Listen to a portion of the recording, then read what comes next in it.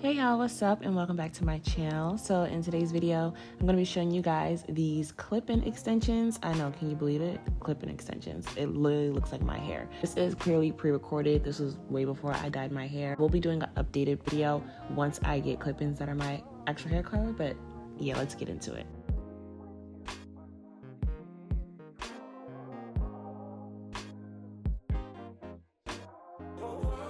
So this is how we're starting off. Old silk press, just regular straight hair.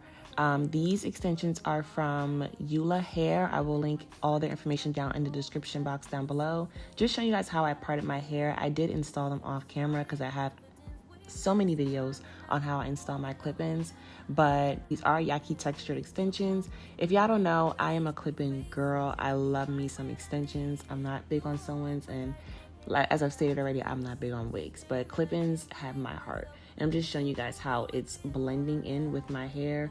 I do just go in and just curl them. So I'm showing you guys how it looks before I brush out my hair with the extensions, and then how it looks after. It's a seamless blend.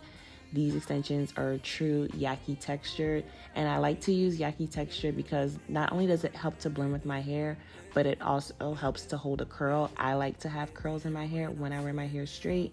That's just my personal preference.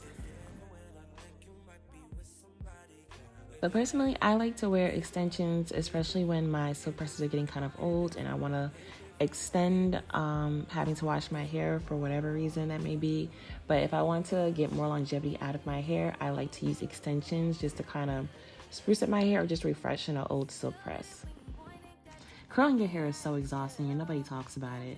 But this, I believe this was a 1.5 inch curl barrel. So if you want much more of a tighter curl, I would get something that has a smaller barrel to it.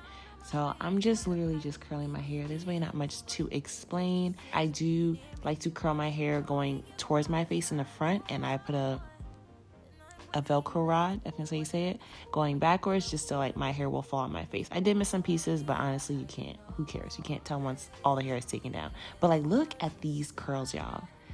Get into it. For real, for real. Just take a minute for the takedown. When I say hold a curl, hold a curl. So as I was taking them out, I liked the curls, but it was just too much for the outfit that I was wearing.